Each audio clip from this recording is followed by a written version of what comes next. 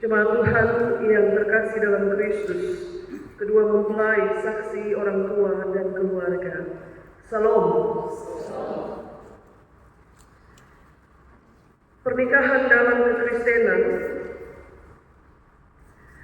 itu merupakan penggenapan dari titah Allah.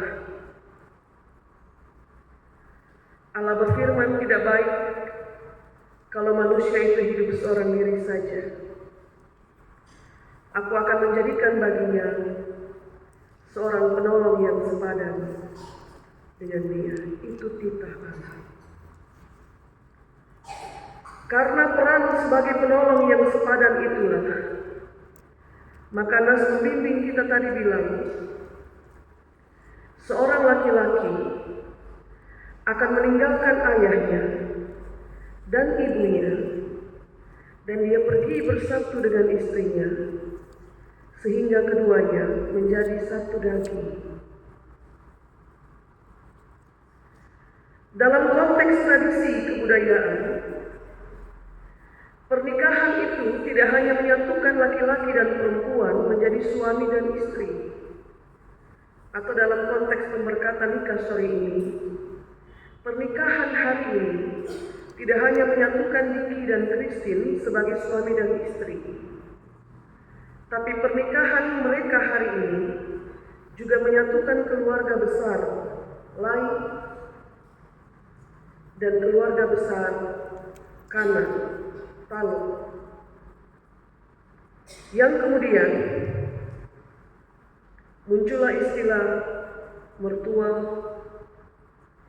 ipar, menantu, dan seterusnya. Bapak, mama, saudara-saudari yang terkasih, cerita-cerita dalam rumah tangga secara kasuistik itu mencatat ada relasi-relasi yang baik antara suami dan istri, antara mertua dan menantu, antara ipar, tapi juga secara kasuistik mencatat ada relasi-relasi yang buruk di antara mereka. Macam-macam hal bisa menjadi pemicu relasi itu buruk. Relasi buruk itu bisa karena belum hadirnya keturunan dalam rumah tangga.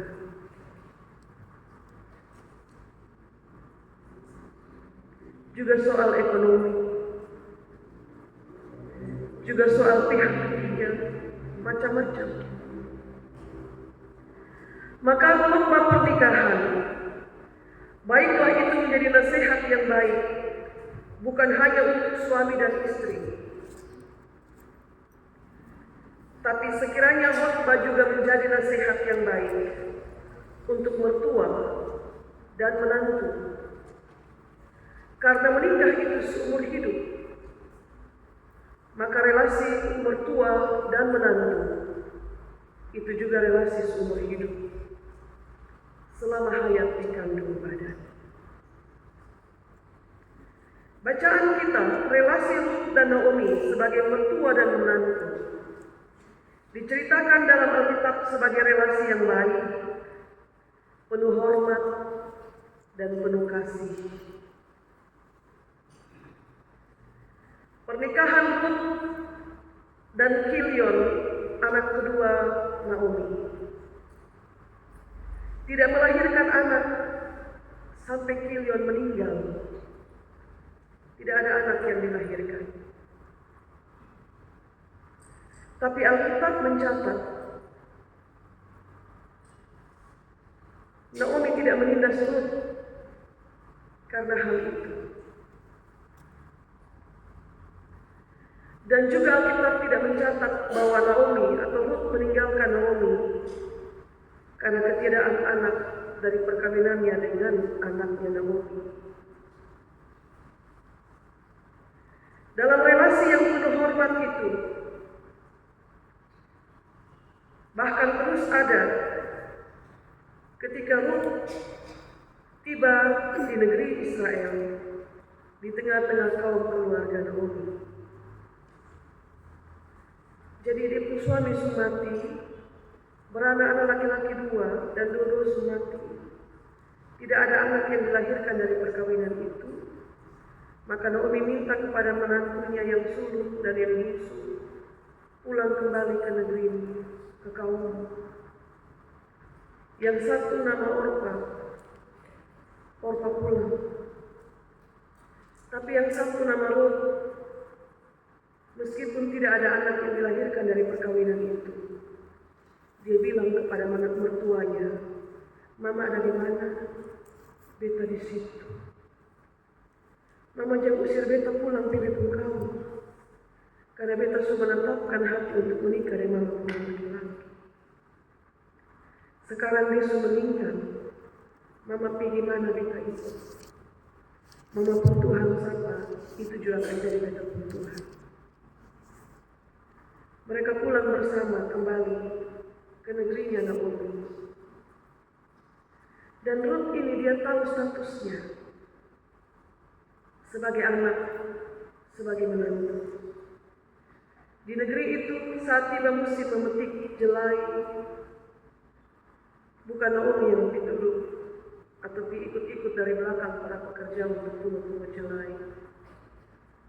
tapi Rut yang pergi pungut jelai untuk keberlangsungan hidup dia dan mertuanya.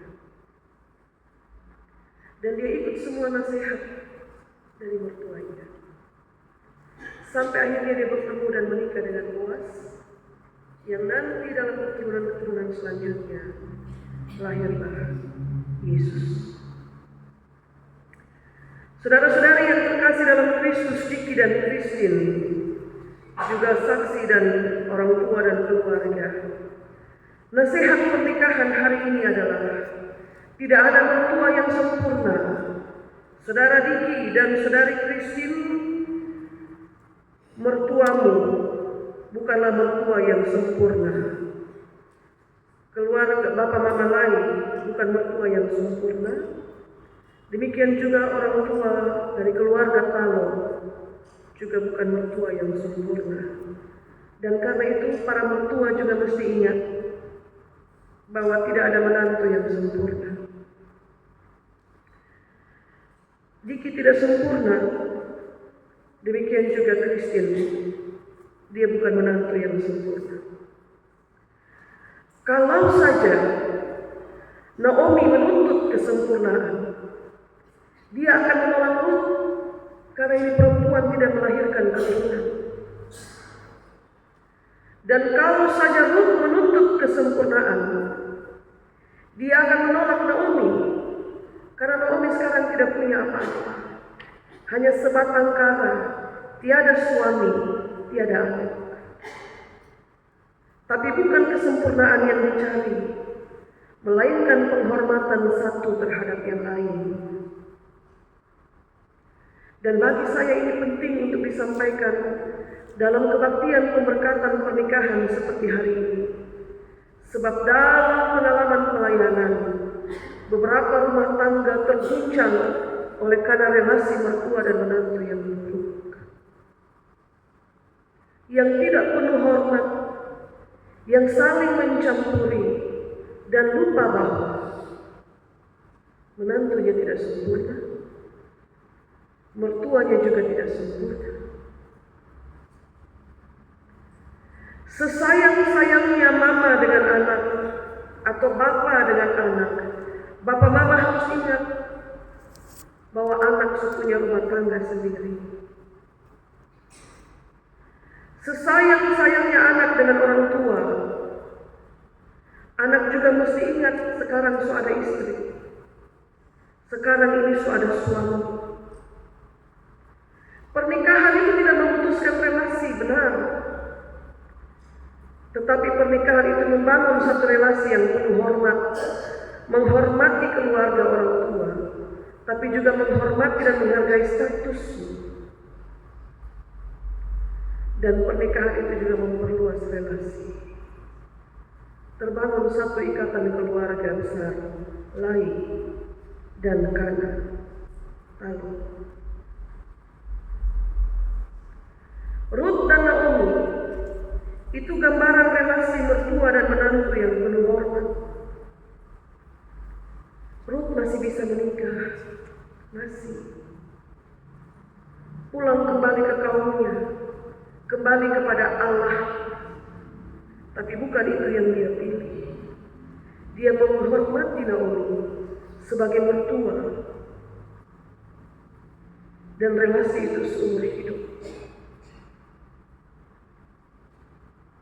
Dan karena itu, biarlah pesan firman Tuhan hari ini menolong Niki dan juga Christine untuk memulai perjalanan bersama dengan mengingat secara baik di usia muda saudara berdua memulai membangun rumah tangga.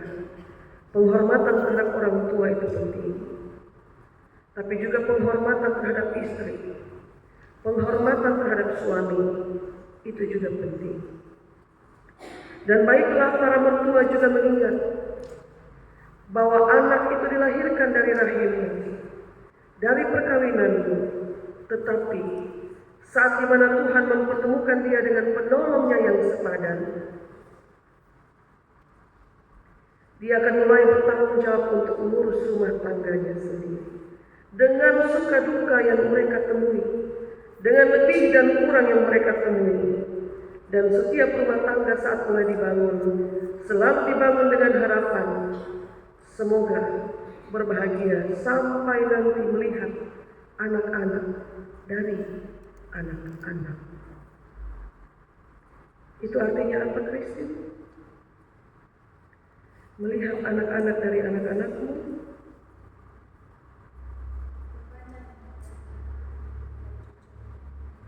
umur panjang, dan melihat cucu. Itu janji firman Tuhan. Diberkatilah engkau supaya engkau melihat kebahagiaan Yerusalem seumur hidupmu dan melihat anak-anak dari anak-anak. Tuhan berkati kita dengan firman-Nya. Amin.